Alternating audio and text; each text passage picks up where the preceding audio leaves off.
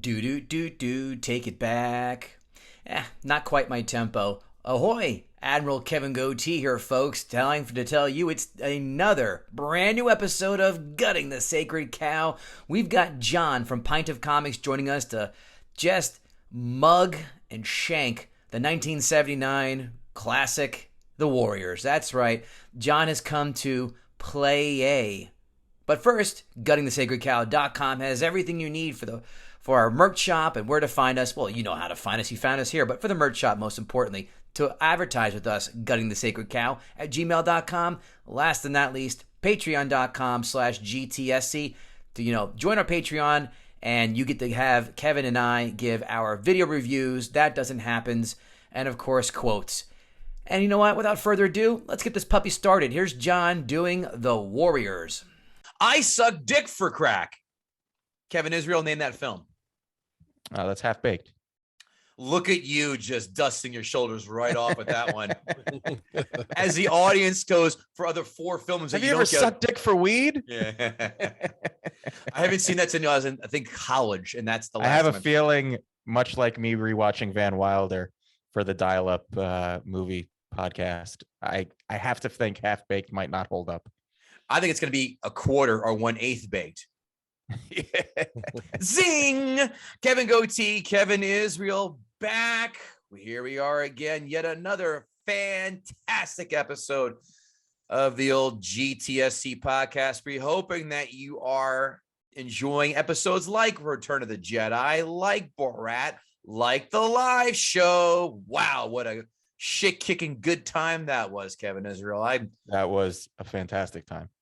And we're welcoming today John from Pint O Comics. John, how it goes?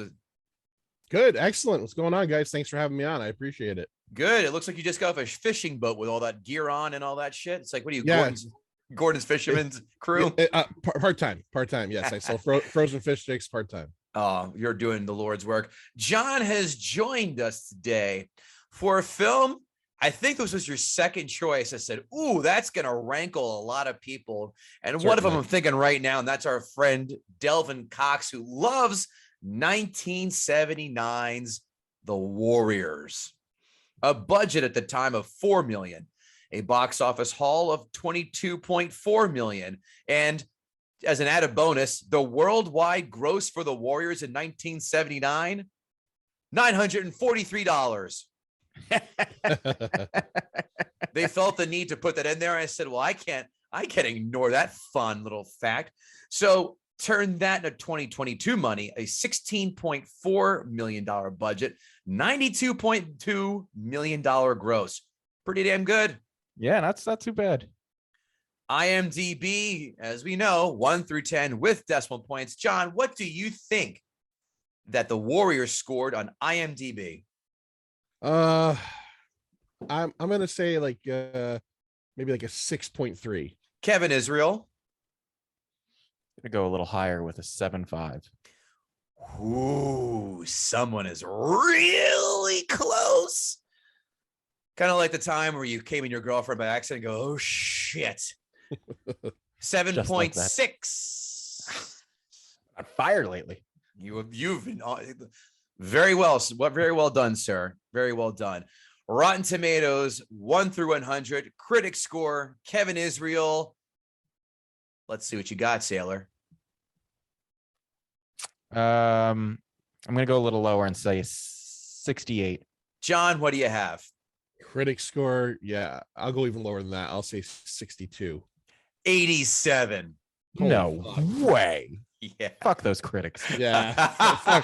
Someone just tipped their hands really fast. Audience. Yeah, go ahead, John. What were you about to say? I was gonna say, were the critics the baseball furies? Like who wrote that review? Yeah. Walter Hill's kids and Sully from Commando. Ugh. Audience score, John. What do you think that the Warriors score with the audience on Rotten Tomatoes? I've been low so far, and I know people love this movie, so I'm gonna go 90. I'm gonna say people are fucking nuts about this. Kevin Israel No, see, rocking I the see. Jufro in the picture behind you. Yeah, look at that glorious curls. By the way, that curl. haircut of mine, not far from when I was a lad of 3 years old in 1979. I have no doubt that you could pull off the feathered center part magnificently. If I grew up in the early, like, what year did Blue Lagoon come out? I could have easily been cast for that and had early preteen sex with Brooke Shields. Like 79? Close. It had to have been. Yeah. I was almost 3 then. I was 3 in November 79. What do you think for Rotten Tomatoes, Kevin? I'm gonna say lower. I think this was a more of a critic darling. I'm gonna go 68. Audience score 88. I hate everybody. Yeah, I was right, John. I agree. This was an easy one for the audience that they love this. Quotes, the fucking obvious, the most trite quote of them all, and we'll get to it. Warriors come out and play 3 times. He stuck to the rule of 3, Kevin Israel, as we know in comedy is a crucial part of any joke tell. And of course, the next one, and probably the only one, hey, we may meet some strange wool. Hey, what kind of a mind do you have? You going faggot? What a bold right turn that guy made right there. Like, you going, well, yeah. The guy goes, can you listen? We're going up there for a summit. The last thing on our mind right now is pussy. And this guy could accuse of him being gay by saying, let's just kind of. I just like that he called it. Was that a term back then? Well, oh, yeah. Really? I hear a lot of older comics use that term wool when talking about pussy instead of saying it, which. It's just such a creepy term. I've never heard. Oh yeah, 100%. Listen, if I was going to refer to it in the proper vaginal form of this day and age, I'd say hardwood floors because that's the way I like my women. Now we know. Woman, excuse me. Now that I'm married. Quote. Sorry, Kevin. What do you have? Yeah, there's only one left on the table. Okay. Can you dig it? I left that one for you. That's it. The come out and play and can you dig it were the only 2 real quotable moments in this movie. Right. John, how about yourself? Did we miss one? I mean, I don't know if it's super quotable, but I think of almost any line that the actor who plays the villain, I guess, it was the Warriors. They killed Cyrus. Yeah. Okay. I'm not even going to acknowledge his real name. He is Sully from Commando for the next hour. He doesn't have a real name. No. Yeah. 5 fun facts. The homicides were the real gang of Coney Island and did not approve of the fictional gangs wearing colors on their turf. So the wardrobe department made sure nobody walked off location wearing the Warriors colors. The gang were safe in the cemetery scene in Brooklyn due to a fence that surrounded them. I think he meant by the homicide. But I think when he said homicides, he meant to say Hasids. That's the only gang in Brooklyn that I know of. The Baseball Furies were created to Walter Hill's love of baseball and the rock music group Kiss. David Patrick Kelly, Luther, again, Sully from Commando, improvised a famous line, Warriors come out to play, and based it upon a taunt that an old neighbor used to chant to him as a kid. Number 4, President Ronald Reagan called up Michael Beck to tell him that he enjoyed watching the Warriors when he watched it at Camp David. And after the movie was over, I ate jelly beans off of Nancy's huge tits. And then she blew me, right? Because right, the blowjob queen, they said. Yeah, listen, what else are you gonna do in Camp David besides have Secret Service watch? Watch the Warriors and get blown and eat jelly beans. It's a weekend at Camp David. Sounds like a nice little weekend. Field trip, boys. Anyone interested?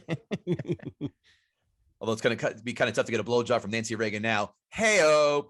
Number 5, the original poster featured the words, "These are the armies of the night. They are 100 strong. They outnumber the cops 5 to 1. They could run New York City." This upset and outraged many people, and some tried to have the film banned. That's the last reason to have this film banned. There's other reasons to have this film banned. I'm pretty sure you're going to outline a lot of them.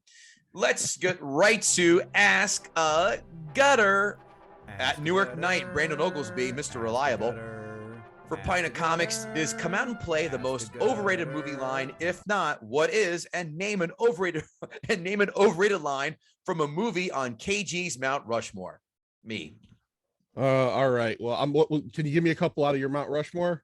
And yes, that line, come out and play is a good moment in the movie, but it's certainly overplayed, and I think it's like he said, like the other Kevin said, it's like one of the only 2 lines in this whole movie, right? The easiest answer, and Kevin, I think you know exactly what I'm going to say. You'll shoot your eye out.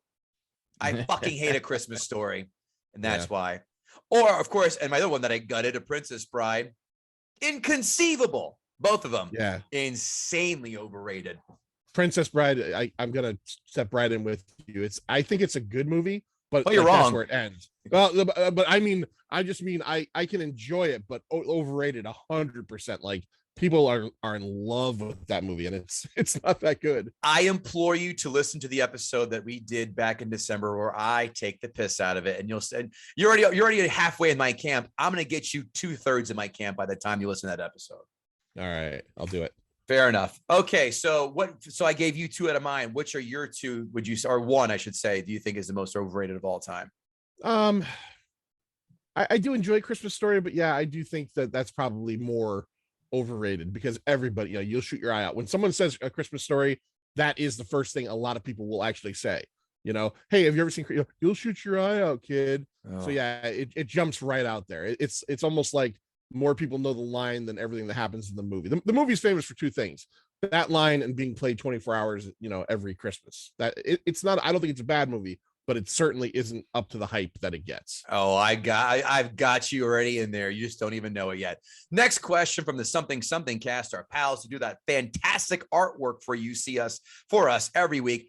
Hey, Pint O Comics, if they greenlit a Warriors reboot, who would you shiv first? The guy who pitched it or the guy who greenlit it? Green light, because someone's going to pitch it, because people love this thing, but nobody has to. This doesn't have to happen. That money can go towards, I don't know, homeless people. It can go towards a lot of things other than making this movie again. At Lord Snurts, you are forming a street gang in this universe. What's your name and unique outfit? Oh, it's got to be ridiculous, because a lot of these are really ridiculous. I would say maybe like the Upper West Side astronauts, like just guys in full astronaut gear, like helmets, everything. I could see that. I can see them like, kind of like spacewalking down the road at the Warriors, in an intimidating fashion. Yeah, I'm going to go with that. Full on astronaut. I think I could kick your ass, because the last time I saw an astronaut, it was on the end of an MTV award. And I think I could take that guy. I mean, Listen, you're at least defended very well, but you throwing a punch, you might as well be on the moon throwing a punch wearing a fucking spacesuit. Well, it fits in with the rest of the gangs in this movie. I mean, they're not exactly the toughest. Well, I walked right into that one, didn't I, Israel? Wait, so what's yours, Kev? Great question. I didn't think of that. I'll tell you what, I was stalling. How about you go? Mine would be the Breakfast Clubbers. Oh. And we'd all dress like angry Molly Ringwalds.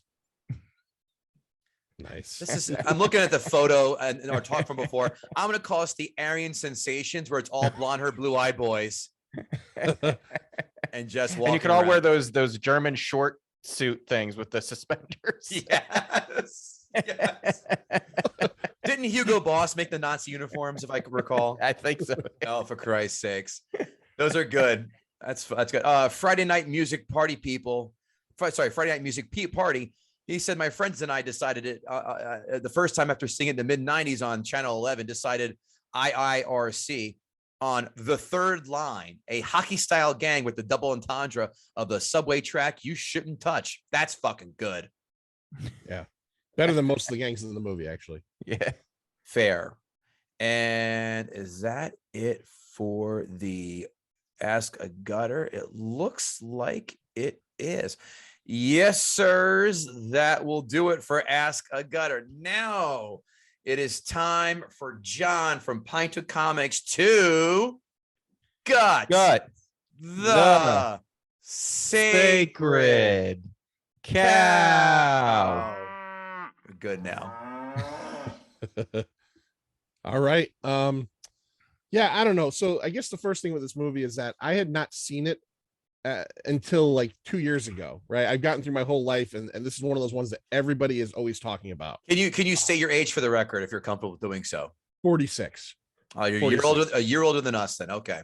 Born in 75. This came out in 79. And I think the thing with this movie is I think most of the people that love this movie saw it when they were, and the last question was perfect, saw it when they were 8 years old on channel 11 PIX in New York, or WWR in New Jersey, or whatever, one of those channels on a Sunday afternoon, and fell in love with it because you were 9 years old and that's what you did. And I think that if I had seen it back in like, 84 or something, I very well might hold this in some kind of regard. But I saw it at like 44 during like COVID lockdown. I finally said, I've got to watch The Warriors because people always break my balls about this movie. And first thing I'd say about it is that, and I was listening to your Return of the Jedi episode, and you guys had made a comment. You were talking about something about character and how if you don't have good characters, nobody's gonna give a fuck. And that's absolutely true.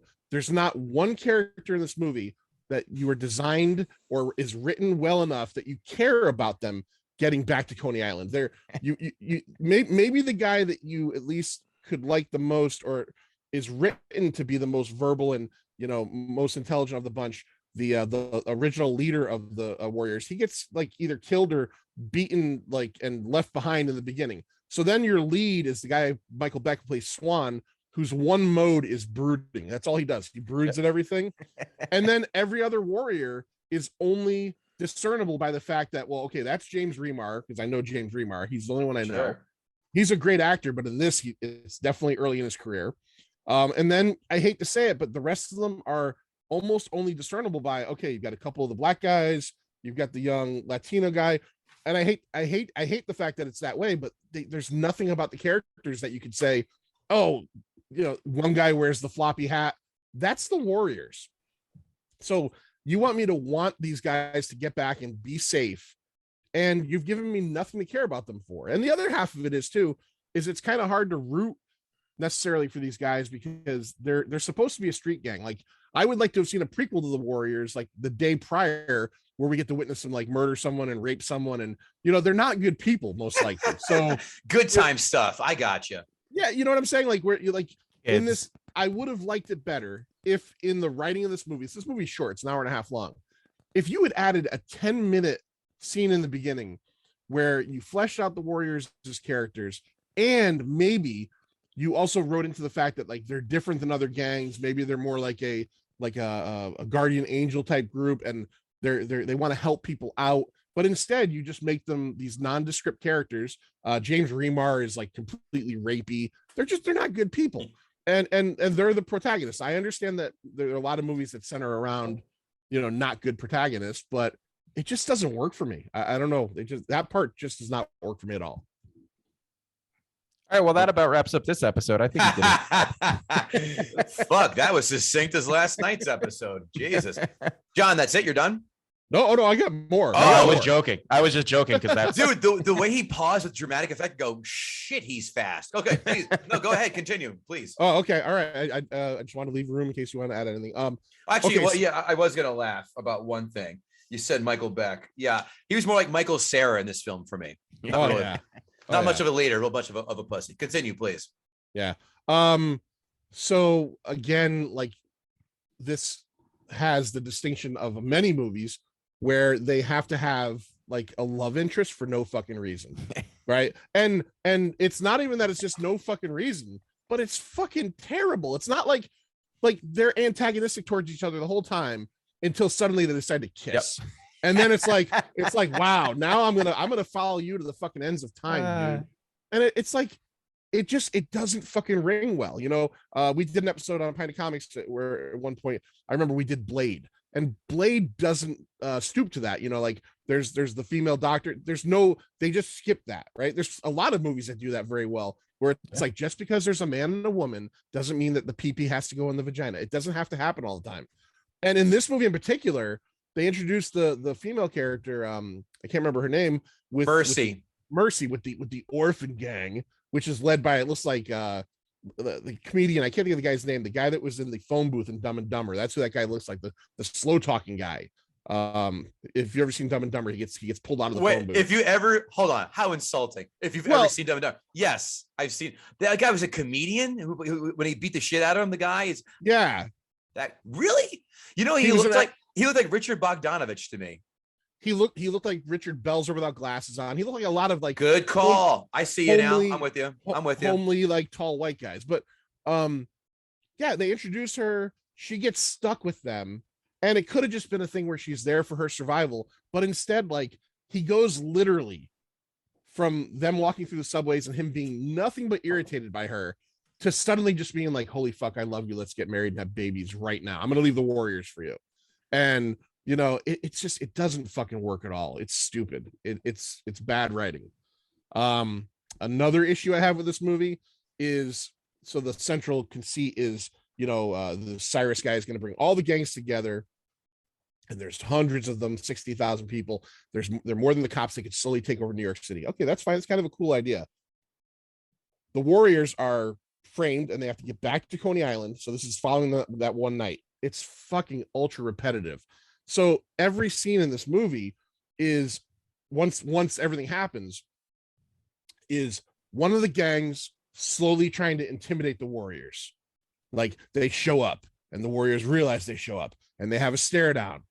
And then the chase begins. This happens fucking 19 times in this movie. If any one of these gangs just literally shot the Warriors or attacked them immediately, I understand the movie would have been shorter, but it would have been much better. Because if you think about it, the scene in the end when they're in the subway, the overall roller skating gang, they show up and they just try to intimidate the Warriors. And the baseball Furies show up and just stare at the Warriors for a while. And the AC Turnbulls, it's like the Royal Rumble. Like every 60 seconds, another one of these shitty, gang shows up. I don't know. I did the best part with the gangs. I thought that was very cool was that one gang where the one guy was very considerate and fed the subway turnstile for all of his guys to get through. Son of I a like them. bitch. I like that guy a lot. He was really great. He didn't get a bunch of desk warrants or tickets out. Sorry for the turnstile jumping crime. You're right. Great point. Stole it right from it. These are the toughest gangs in New York City, and they're not willing to jump a turnstile. They're going to make sure we're paying that whatever quarter in 1979. I don't know. It just didn't work. Acting in the film, like everything in the film is just this is a movie that's revered by people, right? And it just doesn't feel like there's anything that deserves that reverence. I mean, some of the stuff that's famous for this, the DJ that's like, why is the DJ like giving out all this gang information? Like I've done college radio stuff and I've never been like handed something to talk about, like, get your ass out of New Haven right now. Like nobody's ever done that. You should have said that. Yeah, absolutely. And as you said, Sully from Commando, who I also think of often as, I can't think of his character's name, but he was in The Crow. He's one of the bad guys in The Crow, and he's good in Commando. He's good in The Crow. He's your, I guess, antagonist in this movie, and he's just so laughably fucking slimy and not scary at all that, like, I don't know. I can't handle him. Like every time he shows up, the most threatening he is in the entire movie is when he throws a candy bar at a girl. It just, none of it. I don't know. The whole movie, I want to sit down with somebody that like loves this movie and have them tell me what it is like that you really love about. I mean, maybe at the end of this, you guys will give it a 10 and I'll just be like, what the fuck? What's going on in this universe? But it had been 44 straight years or whatever of like, oh, you've never seen the Warriors? You're nuts. And I think when I talked to Kevin initially, I think the first movie I might have chosen was the Boondock Saints, because it reminds me of that. I hadn't seen that, and you guys had just done it, so I hadn't seen that ever. But like all my friends, oh my god, dude! Like if you like Tarantino, if you're into crime, you've got to see. I finally watched Boondock Saints, and I'm like, are you fucking kidding me? This movie's garbage. And the Warriors is just, it reminds me of Boondock Saints 1979. It's so incredibly overhyped. And it just, if I were to give it any credit for anything, it feels authentically like filmed in New York, and it gives you that, but it does nothing else. It gives you a good setting and populates it with nothing else. That's very fair. I would say just from, I don't know how many I've seen, but Taxi Driver and this have to be the most real versions of New York in the 70s. And that's coming from a kid who grew up in Central Jersey. So take that as you will. Right. I want to give it that much credit, because again, when you sent out your kind of rulings for this, how we're going to do this, it was like, big box office money, critical darling, overrated. I would squarely put this in the overrated category. I don't actively hate this movie, but I wanted to jump on talking about this because I want people to hear this and come up to me and go, John, I'm going to tell you about the greatness of the Warriors. And I don't think they can do it. They can't do it. And that's what this podcast is here for, giving a platform to those with the unpopular opinion. And do we agree with it? We're going to find out. Keep going, John. Or was that it? I think that pretty much covers most of my main things. Bad characterization, not great acting, repetitive as fuck. It's just like the same thing happens over and over again. And again, not just, I mentioned the bad love interest, but they don't only give it to Swan. They have the Lizzie show up, and you have this like 15-minute like lesbian party dance scene where the warriors, who you were hoping are smarter than this, you know, are walk right into a fucking trap. Admiral Akbar themselves totally. I don't know. Yeah, I'm gonna leave it at that. A trap. I mean, okay. Give me a number 1 to 10. My opinion on this movie. Yes, sir. I'll give it a 4.5. I'll give it a 4.5, and that's based on, again, it does feel authentically New York. It does have that nice 70s feel. It doesn't look bad. The costuming is great. So there's some stuff going on there that I appreciate. Noted. These notes, of course, brought to you by Gutting the Sacred Cow, and as well as Athletic Greens. Kevin Israel, you know them, you love them. Keto-free, keto-friendly, sugar-free, vegan, the whole 9 every day. A scoop of the Athletic Greens in your cold water. I know you do it. I know I do it. What are your favorite benefits of Athletic Greens, Kevin? Well, first of all, the first benefit is that it doesn't taste like crap, which is a good way to start your day with a drink that's going to energize you, give you the vitamins and minerals that you need. It's going to give you the focus, but it also doesn't taste like a horse's ass, which is a horrible way to start the day. So I love cold glass of it. It really kicks off the day right. It does. Over 7,000 5-star reviews. Can't be wrong. And by the way, a horse's ass. I'd love to get a tap into that and see what that tastes like. Just to make that comparison. Yumma dum dum. Can't taste worse than Arby's, I bet. But listen, don't take our word for it. Like I said, 7,000 5-star reviews. You can't go wrong. The creator said, you know what? I spent $100 trying to create my own little concoction of these, essential vitamins and such. Guess what? For less than $3 a day, you can get your hands on Athletic Greens and really help contribute to your gut health and all that. And of course, that being the most important barometer of all is gut health, in my opinion. And of course, if you go to athleticgreens.com/GTSC, you can get a year's supply free vitamin D and of course 5 free travel packs. So athleticgreens.com/GTSC. Notes. You made a great point about having this on channel 11 or channel 9 on repeat, and I call that the Highlander effect. Yeah. That's channel 11, and I would call that for Christmas Story the TNT effect. Absolutely. Which I would also call Stockholm Syndrome.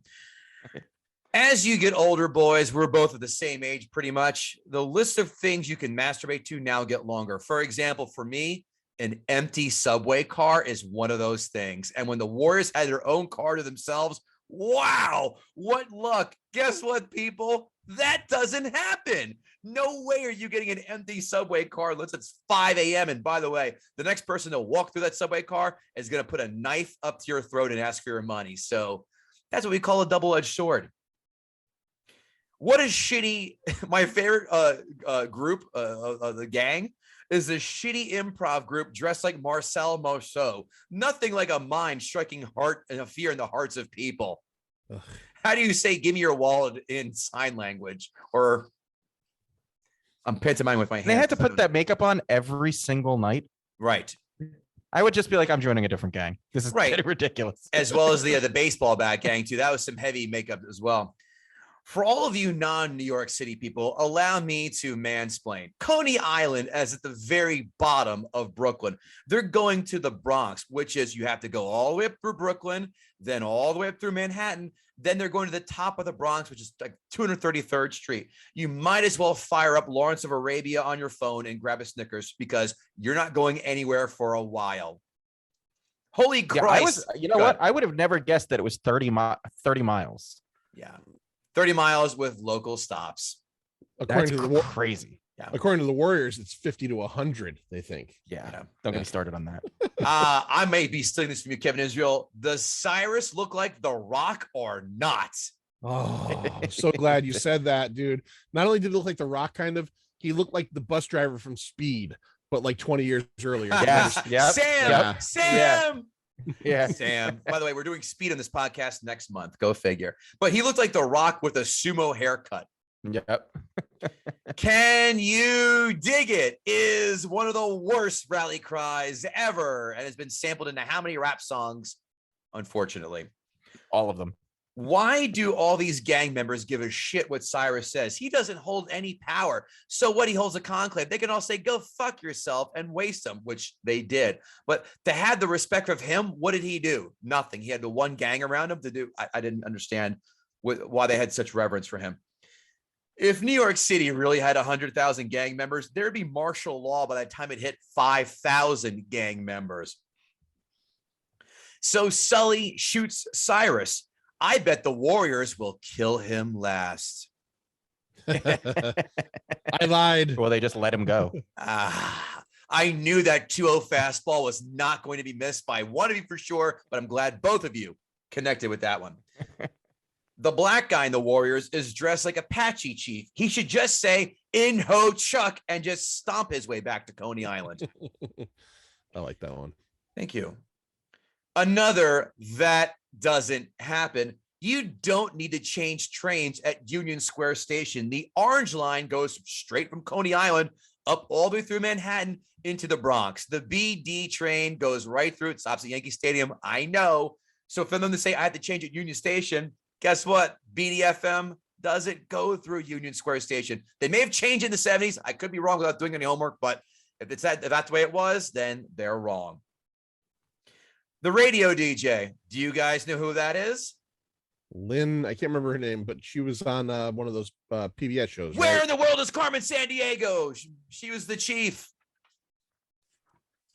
It's hard to take these gangs seriously when they're dressed like extras from Michael Jackson's Smooth Criminal video, Kiss in baseball uniforms, or Weird Al Yankovic super fans, or a cover band for him. Oh fuck! I'm so glad you said that. I didn't write that down, but as soon as they showed those guys, I was like, "Are those the Weird Als?"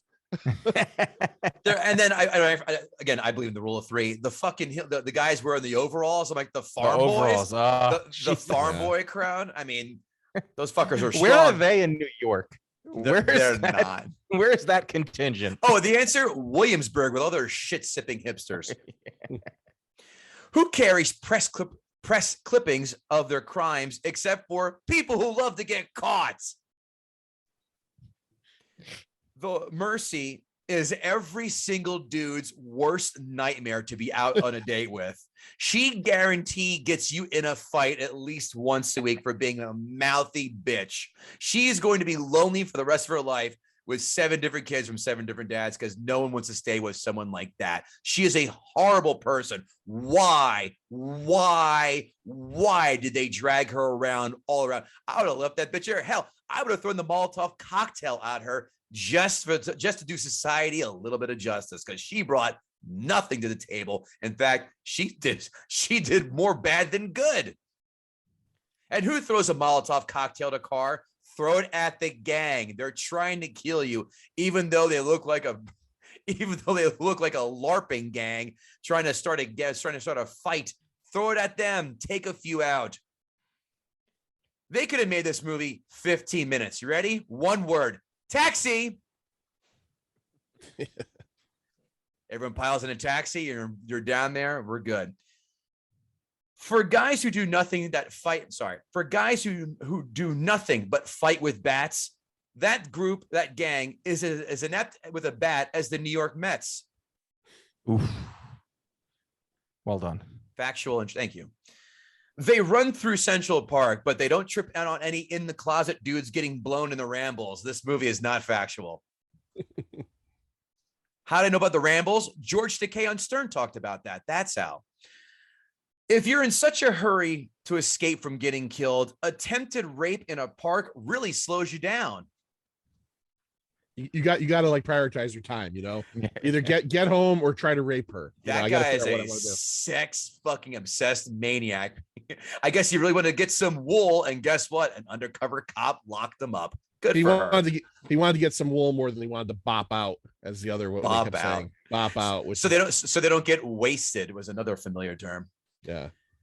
I mean, this is obvious, but you can never remake this film ever again because cell phones would save everyone. Yep. Uber first. Number 2, where's everybody? Hey, drop a pin. Let me see where you are. Hey, let's see. Let's Google Lizzies. Oh, it's a gay bar. That's something that might prove helpful later on. This film is known for one thing and one thing only, and that is Warriors Come Out and Play. And that sucked. Holy shit. Sully from Commando is really short. He must have been on 4 apple boxes to seem like he was 5'5". I have to look up his height. I also was a college radio DJ. I'll have you know, John, I was kicked off for a semester because my having a quote unquote too Howard Stern-esque of a program. Nice. One complaint. Number 1 DJ in college, as a student survey poll in the newspaper proved to me. But one complaint, I was thrown off for a semester. Yeah. I built out a radio real fast. And here I am podcasting. What an anticlimactic ending. The whole scene of them getting down to Brooklyn. Then they do at the break of dawn. And then who stands there but Sully and his gang? I forgot what this fucking gang name is. And what a bitch ass way for them to go out is just be surrounded and him whimpering away. And oh yeah, let me throw a switchblade and take a 5 Mississippi before I throw it while a gun is aimed at me. The only thing this film does is provide a collage of a grimy New York City pre-Times Square cleanup. The fight scenes are one big meh. There's the one scene where they're fighting the baseball furies, where the guy swings the bat like 4 times and it gets blocked 4 times in a row. Yep. And it's like swing low. Do any. It's not working. Can you fake him out with a little quick jab to the belly with the fucking butt end of the bat? Yeah. How does a 93-minute film drag like a pirate being keel-hauled? Oh, this film is a love letter to those who grew up in that time, but does nothing to when you bring you back to go on the journey. No character development. James Remar is a fucking queef in this film. People go, Ajax, he's an asshole. Give me a break. People love it. There's no one that's memorable, John. You said it right. Not if you were to quiz me 10 minutes after I saw that film and say, I want you to name 3 of the Warriors' names, I would go Ajax and I don't give a shit, fail me. There's not one remember the part when scene in this at all. As I said, the conclusion was dog shit. He does the whole thing with the beer bottles on his hands. Okay. And there's no final battle between. There's no melee, no scrum, nothing like that. It's literally, it's answered by, so you got that other group. I can't remember all the militant black guys. The Black Panthers. The Black Panthers, essentially, that are coming after. They're now the heads. And through the whole movie, everybody's going after the Warriors. And then it ends where one guy goes, we got someone that saw who actually shot Cyrus. It's like nobody saw that earlier, that Luther did that. But now when it's convenient to end the movie, oh, we got a witness. And by the way, we've been wrong the whole time. Yeah. And his name was Deus Ex Machina. Yeah, it's so fucking poorly written. It's so poorly written. It is exactly that. It's a Deus Ex Machina. It's thrown right fucking there. Oh, you know what? We're at 88 minutes. We got to finish this off. The Warriors on the beach about to get killed. Let's get these guys down there now. They get down there and take care of it. And and then we get the scene where they're walking down. I thought this is my notes. God damn it! I'm sorry. I just wanted to throw that. No, I'm fucking with you. This is a good concept, but it's piss poor execution. I mean, Christ almighty, I didn't like this the first time I saw it. And I sure as hell don't like it now. There's never any tension in this film, one bit. You never feel at any point are these guys in true danger. Not one. It's all a bunch of cat and mouse on the subway. They did this in a little film called The French Connection a lot better. This film can't hold up with even the most ardent fans. This film fucking sucks. For a scene that's about fights and doing all this, not much fighting, the fighting thing, and the characters, again, so blasé. 3 out of 10. Delvin, you're so wrong. This film stinks. Kevin Israel, the floor is yours. Not a lot of meat left on this bone, thanks to you guys. The piranha tank is at it again. Yeah. KG closed with my opening point is that if somebody just gave you the log line of this movie, you'd be like, oh, that sounds kind of good.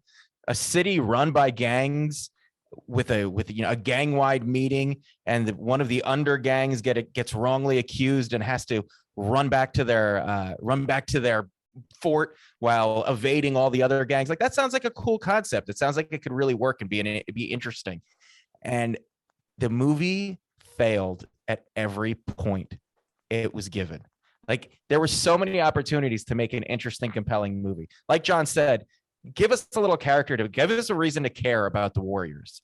Give us something besides their stupid leather vests. Like, that's all they were. They were just these pretty guys in leather vests, and it was insane. I felt that the first like 20 minutes of the movie, I kept waiting for it to break out into song. Like, I really felt like this should have been a musical. And you know what? I almost think it would have benefited from that. At least it would have made sense for the ridiculous. When you're a warrior, you're a warrior. Yeah, but it really felt like West Side Story. Like, it was almost like a shittier West Side, like. Or it felt like the beginning of a 70s porn. Like, that's exactly what the storylines in 70s porn felt like. Or it felt like an early Nintendo's fight video game. Oh, that's good. A nice where you're just side scrolling, and every now and then, a guy pops out and you fight him, and then you move on, and it's the same it's the same thing, and you use the same, they fight the same way. Back in 88, it was like, this is amazing, but now it's fucking horrible and repetitive and boring, which is exactly what this movie was. The concept of the movie, going through all of these gangs, the gangs could have been obviously more interesting. Each of the gangs should have been just more than just their costume. Each gang was just a costume. That's all they were.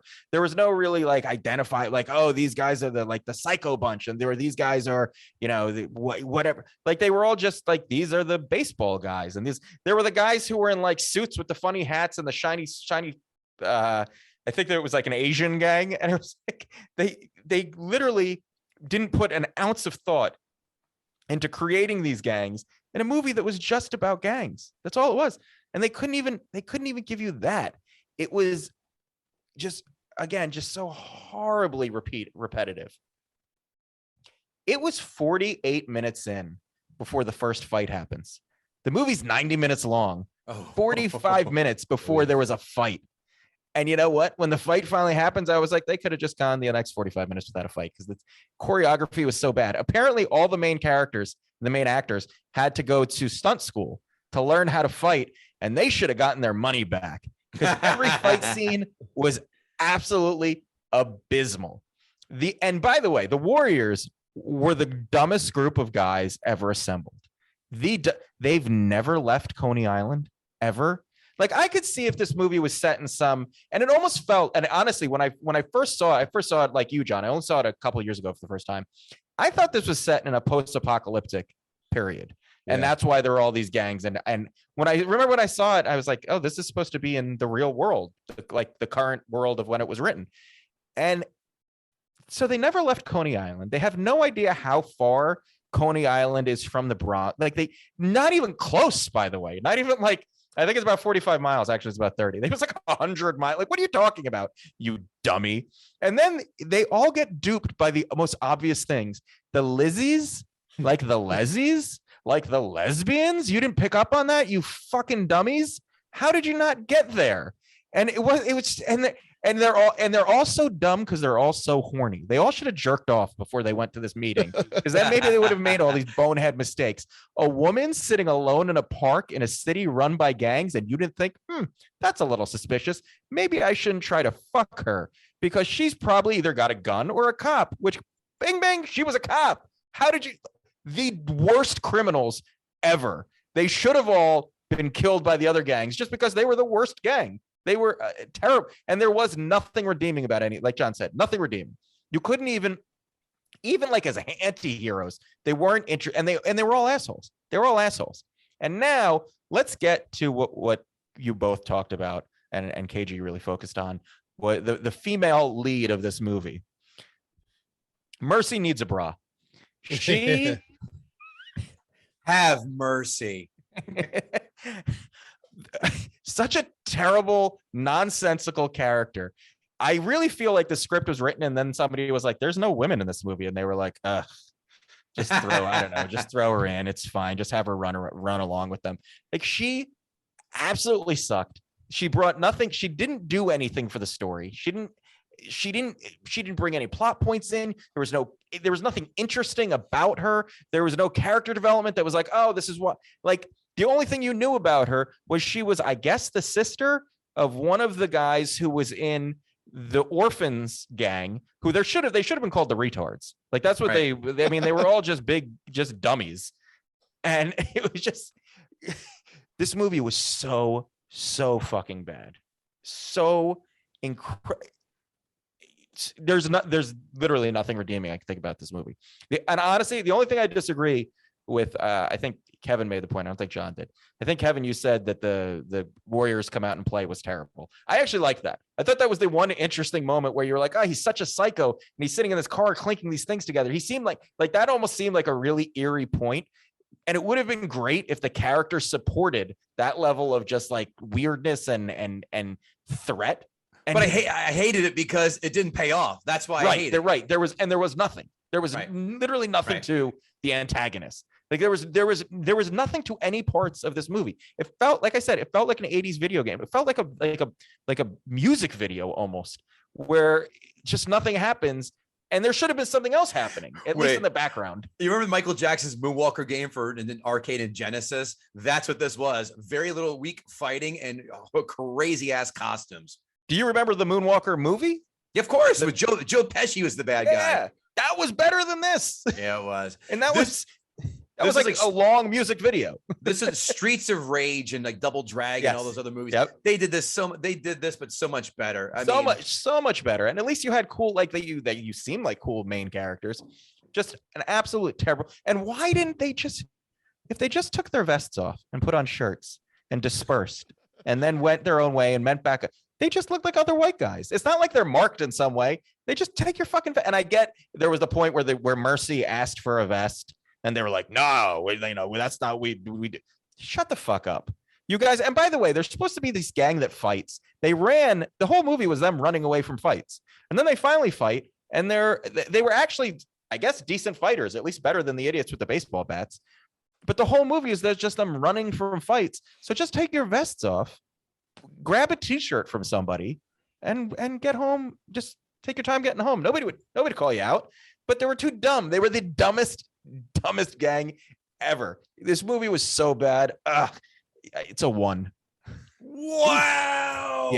Yeah. And I you know what? I only don't give it a 0 for that Warriors come out and play moment, because honestly, this movie brought nothing. It has no value as a storytelling experience. Wow. I don't think you have given a 1. This is up there. This I hate as much as 2001. As a matter of fact, I think I almost like 2001 better than this. This is Pulp Fiction versus 2001 for me. This is bad. This is really bad. This is terribly bad. But I can't do 2001's better than this. I can't. I mean, the only thing I could say, the cinematography was great in 2001, and the second act. But you know what? And what makes it worse for me is that there was a chance that this could have actually been a kind of interesting movie. Sure. Like it just needed a couple just basic plot points, just literally like the basic screenwriting class. Somebody would have read this and been like, you have no character development in this, and they would have been like, oh, we can go do that. Here's 2 extra pages. Boom, better movie. But no, they just made a shitty movie that the whole. It's just a bad video game. That's all it is. It's just a bad video game. And it could have all been solved in, like you said, and like I had mentioned earlier, and Kevin mentioned too, you don't need that much time to make it that much better by giving the Warriors a backstory. 15 more minutes. And the thing is this movie's only an hour and a half, so you're not pushing it. If you made it an hour and 45 and gave them some kind of like, this is why I'm rooting for these guys. And then, yes, fleshed out the rest. Like, let's have some good fight scenes in this. Let's do some other things. But they literally had a good idea and then failed in every other fucking spot. Literally every step of the. Oh, and one last point. Sure. Where did the bullet go at the end? Yeah, I When thought the same he thing. shoots, he's pointing. He's still pointing the gun right at them. Yeah. The bullet would have hit. And again, because I hadn't seen this movie in a while and I'd only seen it once before, I was like, oh, I bet he ends up shooting the girl and she dies. Right. That would have at least been something of a story where you could have been like, oh, there was a consequence to all this. And it's just a magic bullet. It must have hit JFK because I don't back I don't and to the left. Yeah, into a throng of gang members, mind you. Somebody in the leg, something. Yeah. Where'd the fucking bullet go? Yeah, that's oh goddamn. I might have to go 2.5 now. This is only for people. I mean, you grew up in the 70s, we get it, but you can't sit here with a straight face and tell me how this is good. You may have liked it as a kid, but there's no one who can come out here and say this is still a fantastic film. And we're not, believe me, and we're not arguing the woke shit. If that's the angle we're going to play either. We don't do that here. You know that. But there's nothing redeemable about this film. Nothing. Nope. Well, let's see what the people we usually hate on are going to say about this. Critics 5-star reviews. Often remember for its 1970s catchy score. What was it? I sure didn't catch that. And I listened for the score too. And soundtrack. What? I remember the opening song and that was it. The dark sense of humor and adventure will forever lie at the center of its appeal. No, it doesn't. An influential survivalist thriller that would become a renowned cult classic. But it doesn't say why it's good. You're just stating what happened in the past. You're not tell me why it's good, you fuck. There's a night blooming psychedelic shine to the whole Baroque movie. Oh, here's someone wanting to use the word Baroque and shoehorn in a 25-cent word into a film that doesn't even deserve a nickel. If the movie is not as dangerous as its detractors claim, neither it is as glorious and memorable as some of its less discriminating admirers would have it. What does that mean? I know when it came out, there was there was a lot of violence in the theaters. Sure. When it came out. So maybe that's what he's talking about in the beginning, but the rest of it's just a run-on sentence. I don't know what the fuck he's talking about. 5 stars. And my favorite critics 5-star rating: cartoonishly violent, insanely moody, and pointless. That's a 5-star rating. Pointless. They use pointless in a 5-star rating. Yeah. That review. They missed how it works. That review is Baroque. That review is pointless.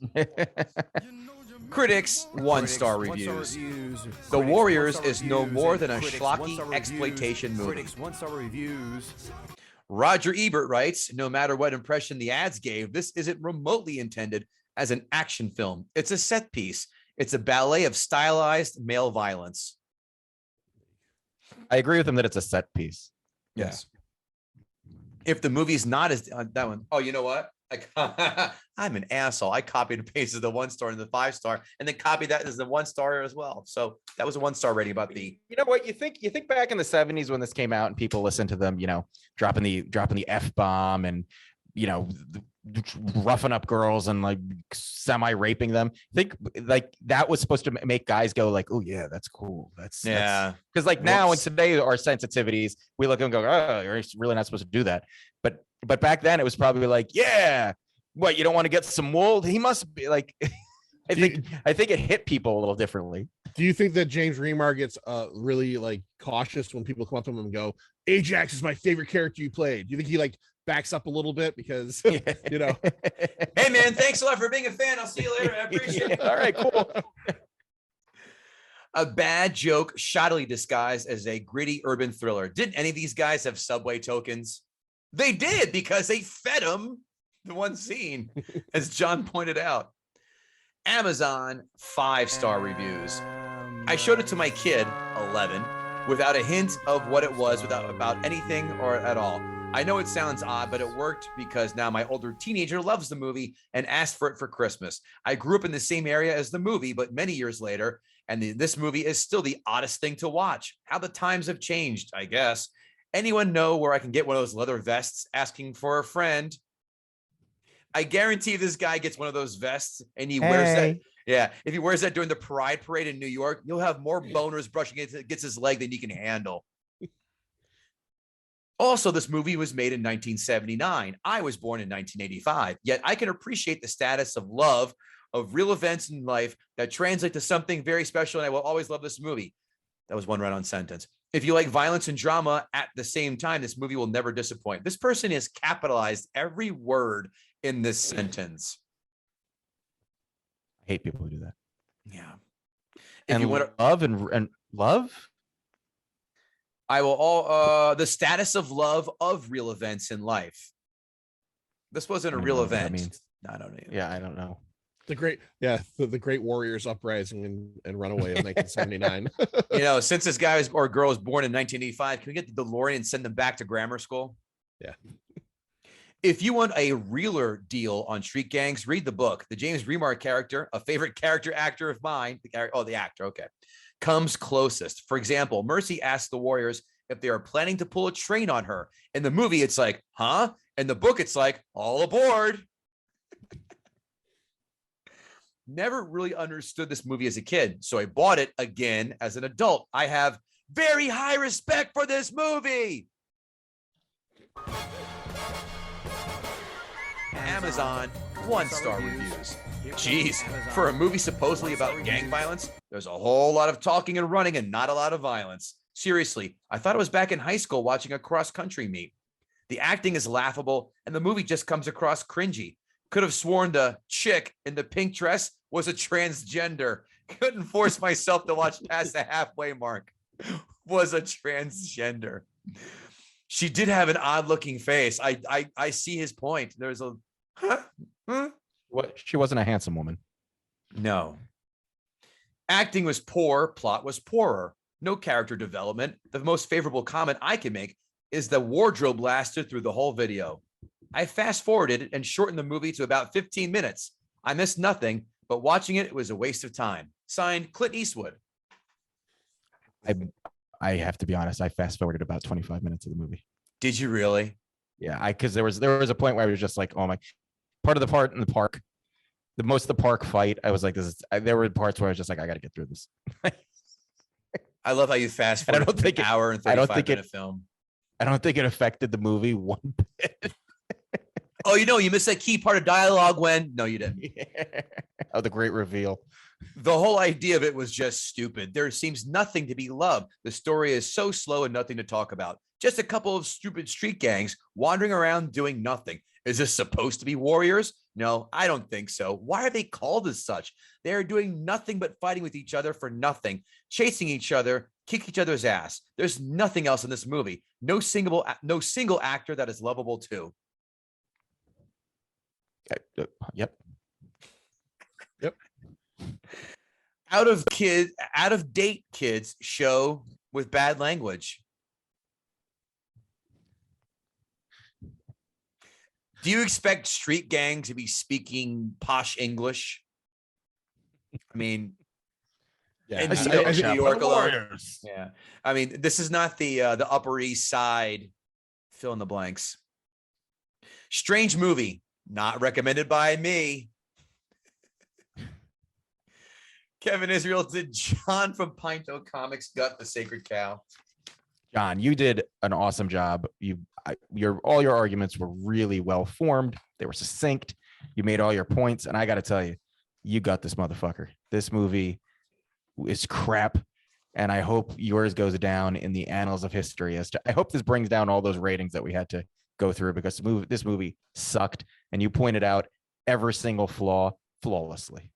Thank you. I feel like giving it a 4, as I gave it a 4, and you guys talked. It's a 3 at best. I'll keep it at a 4 if I have to. But like you can keep it at a 4. It's okay. Yeah. I'll keep it at a 4. But like it's solely based on like production design and stuff. There's some cool things going on here. There's an idea going on here. But yeah, everybody that tells me all the time, years past, you haven't seen The Warriors, you're nuts. No, you're fucking nuts. This movie sucks. It's not. I guarantee the most diehard supporters are people who've lived in the same rent-controlled apartment in Brooklyn since 1953. Yeah, I want to say though, yes, you did, Gut. I will agree. I think this is more of the '87 Oilers, where this was a Gretzky, Yari Curry, and Adam Graves line, where that team did nothing but score, score, and score in the heyday. We all decided to take a fucking major piece out of that cow's asshole and fillet it. And boy, I say it was a fantastic triumvirate attempt. So, John, yes, you did gut it. Why don't you tell the fine folks what you're up to, where we can find you, all that good stuff. All right. Show is called Pint O Comics, pop culture, movie reviews. We do all that stuff. We come out weekly. We're celebrating our 5-year anniversary this year. We're about to hit 250 episodes. Just started a Patreon, so check us out there. 1 tier, real cheap, $2.50 a month. I put out a lot of content on there as well. Yeah, and just Twitter at Pint O Comics. Instagram, where I'm a little bit more active, at Pint_O Comics. So yeah, please check that out. And guys, thank you so much for having me on. This has been a blast, and I'm really glad that like one of the two of you, even neither of you, is like, I was worried that there's going to be a Warrior super fan on here, and I like the fact that we all just fell in line with this thing. Oh, was not a hard ask. Kevin Israel, your turn. Hey guys, leave us a 5-star rating and a couple sentence review. Do it for us, do it for America, do it for God and country, and do it mostly because it really helps us and makes us happy. And KG then gets to feature you on Twitter because we love reading your supportive comments. So do that for us, and we'll keep giving you awesome content. And also go to kevinisrael.com for upcoming comedy dates and all that good stuff. I can't agree more about the 5-star reviews. Oh, they are flying in like geese into an engine into Sully Sullenberger's flight. I don't know how I thought of that. I just did. KevinGoatee.com for shenanigans and what have you. Guttingthesacredcow.com to get some cool merch. We have a Patreon as well. Patreon.com/GTSC. $5 a month gets you the videos and all that good stuff and articles and shit. But more importantly, thanks for being a friend and giving us an hour of your time every week. We truly value you. Tell a friend you like us. I know you do. You can't help but do it. Tell a friend. That's the best. That's the best compliment. And if you want to advertise with us, guttingthesacredcow@gmail.com. John from Pint O Comics, we thank you so much for joining us. We thoroughly appreciate it. And we'll see everybody next time. Take care. Aloha.